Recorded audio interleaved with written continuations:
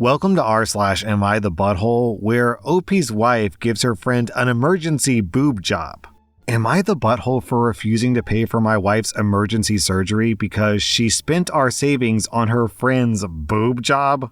I'm a 34-year-old guy and my wife is 32. We've been married for 7 years. We're generally good with money, but we've been saving for a long overdue home renovation. Last month, I found out that my wife secretly loaned $10,000 of our savings to her best friend for a boob job. She didn't tell me until after it was done, saying that it was a gift of kindness and that I'd understand because her friend was depressed. I was furious, but let it slide because the money was technically still in the family account, and I figured that we would rebuild it. Fast forward to last week, and my wife had a medical issue requiring immediate surgery. It wasn't life-threatening, but the doctor said that it needed to be addressed quickly. When the bill came, she assumed that we would pay out of our savings. But I told her that I wasn't using the rest of the account for this since she had already decided what the money was for. I suggested she ask her best friend to help with the bill. She called me heartless and said that I was being petty and punishing her over something unrelated. Her family is furious, saying that I'm prioritizing a renovation over her health. I told them they're free to pitch in, but I'm standing my ground. She's staying with her mom now, and I'm starting to question if I'm being cruel here. OP, I don't know why you said that your wife is generally good with money, because secretly stealing $10,000 of family money and giving it to a friend is not good with money. That's just theft. Sounds to me like your marriage has an expiration date. OP, I'm giving you 0 out of 5 buttholes. I'm giving your wife 2.5 out of 5 buttholes. Am I the butthole for refusing to pay for my niece's college after she publicly humiliated me? I'm a 45-year-old woman, and I'm child-free by choice, but have always been close to my brother, who's 47, and his daughter, Emily, who's 18. Over the years, I've saved up a decent amount of money, and I've offered to help pay for Emily's college when the time came. She's a smart kid, and I wanted to give her opportunities that I never had growing up. Everything was fine until last month. I was invited to Emily's high school graduation party, which was a big deal in our family. During the family, Emily gave a speech thanking everyone for their support. She thanked her parents, her grandparents, even her friends. Then she paused, looked at me and said, "And a big thanks to my aunt," that is me, "for not having kids so she could spoil me like I'm hers. Must be nice having all that extra money and no responsibilities." The entire room laughed, and I froze. I could feel everyone looking at me, and all I could do was smile awkwardly. I've heard jokes about being child-free before, but this felt cruel and unnecessary, especially since I've sacrificed a lot to save for her future. My brother and sister-in-law laughed too, which hurt even more. After the party, I confronted Emily privately. She rolled her eyes and said that it was just a joke, and I needed to lighten up. My brother brushed it off, saying, "Teenagers can be dumb. Don't take it personally." I've spent weeks thinking about it, and I've decided to withdraw my offer to pay for her college. I feel like she doesn't respect me or the effort I've made to support her. When I told my brother, he blew up at me, calling me selfish and accusing me of punishing Emily for one harmless joke. Emily hasn't apologized, and now I'm questioning if I'm being too harsh. Now, I'll be honest, the joke that she made doesn't read to me like malice. It reads like a joke that she thought would be funny and didn't really have any mean intention behind it, and it just didn't land with you. But the thing is, if you say something dumb or stupid or make a dumb joke, then you have to face the consequences. You have to apologize. So once you confronted her, she should have apologized, but she didn't. So ultimately, honestly, you don't need any reason to withdraw the money. You could have said, I just don't feel like it anymore, completely unrelated to this joke, because it's your money. So I'm giving you 0 out of 5 buttholes here, OP. Am I the butthole for giving my manager diarrhea after eating my lunch? I never thought that something I'd been prepared to do my whole life would leave me feeling so anxious and scared and guilty. I'm a 20-year-old woman, and I recently had trouble with someone stealing my lunch while at work. Typical office drama that I never thought would actually happen to me. I would be less upset if this person was just taking a few pieces, but they're eating all my food, drinking all my juice, and leaving the dirty, empty container inside the fridge. I was really upset to the point of crying with rage because I hate it when people touch my food. It's something I prepared exclusively for myself with the intention of improving my health and bad eating habits, but it's a damn rat that's enjoying my meals. So, to catch the office rat, I spent 2 weeks starting my plan by telling my close colleagues that I couldn't go to the bathroom and that I needed some tips. Then, I made an appointment with the doctor, not because I was sick, but to have proof in my favor so that HR wouldn't try to accuse me of anything later. Just 2 days ago, I put a lot of laxative in my food and juice, and I took it to work. And again, the rat ate everything and left the dirty bowl with nothing inside, which brought me a small dark happiness. Today, I found out the little thief was our manager, thanks to rumors and gossip saying that he was in the hospital due to diarrhea. I don't know if it's true that he's in the hospital, because I gave him a safe dose of laxative, but I'm sure that he'll have a stomach ache. Initially, I was happy because this would serve as a lesson, but on the other hand, I am very worried about his health. At first I was angry, but now I'm worried that HR will call me and punish me for this even though I'm a victim of the stolen lunch. OP, you should have given him more laxative. I'm giving you 0 out of 5 buttholes. I'm giving your manager 2 very exhausted buttholes.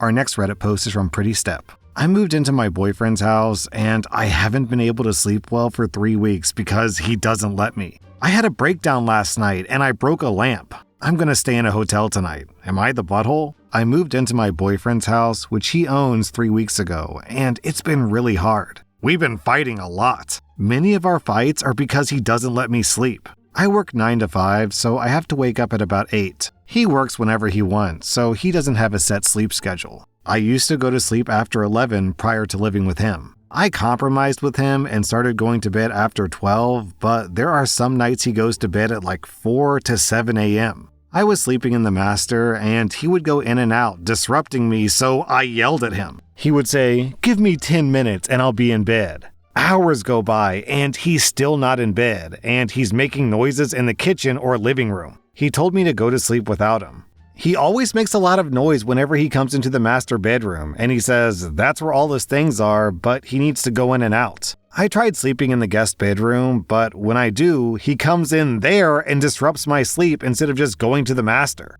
I've been only getting like 5 to 6 hours of sleep for weeks now, and I feel broken. Yesterday evening, I told him I have to go to a doctor's appointment early, so I put a note on the door saying, "I have to be up early, please be considerate." I fell asleep at 11:30 with my eye mask on and a fan on for white noise, a sleep podcast, and he came in 3 times while I was sleeping and woke me up. He was drunk, turned on the light, and pulled up my eye mask. I begged him every time to let me go to sleep because I have to be awake early. Then he started making noise in the hallway saying he was having 8 strippers over and making sex noises in the bedroom. I told him I'm leaving, I just want to sleep. Why don't you let me sleep? I was on my hands and knees on the floor crying, and he said, I'm sorry, I was just playing, I'm a jerk." I told him I need to go get some sleep, and my plan was to just sleep in my car. It's now 1 a.m. I left and he's calling me, telling me that he's sorry and he's in bed. Can I come back and can we go to sleep?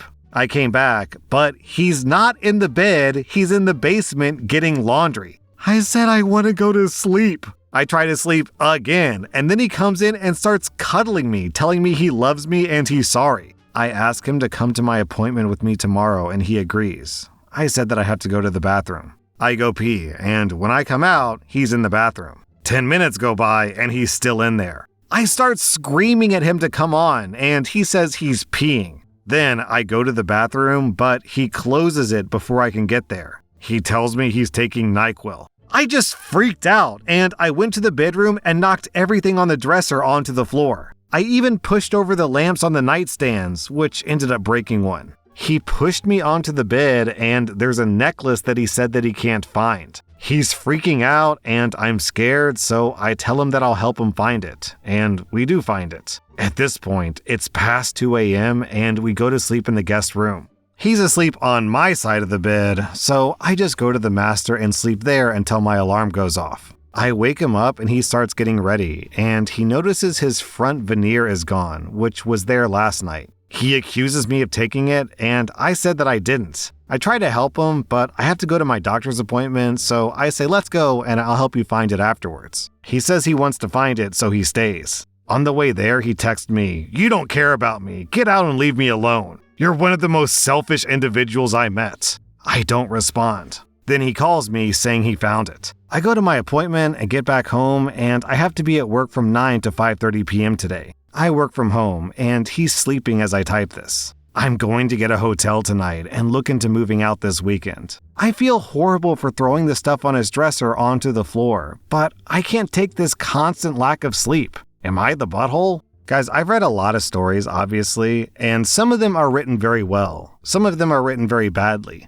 This one has kind of a weird flow to it and isn't written super well, and I think it's literally because OP is so sleepy that she can't even form her thoughts correctly. Like, the post is rambling and kind of confusing and nonsensical, and I think it's because she's literally been enduring torture. And that has affected her ability to clearly communicate online. And what's interesting is that OP writes an update, and I'm not going to read it because it's fairly dry. Basically, OP just decided to break up with him, thank God. But the update is much more fluidly written because apparently after breaking up with him, she got some decent sleep. OP, I'm on your side here. Sleep deprivation is literally a type of torture. Your boyfriend has woke you up more times in this post than I've woken up my wife that I've been with for over a decade during our entire relationship. Am I the butthole for telling an American woman that she wasn't German?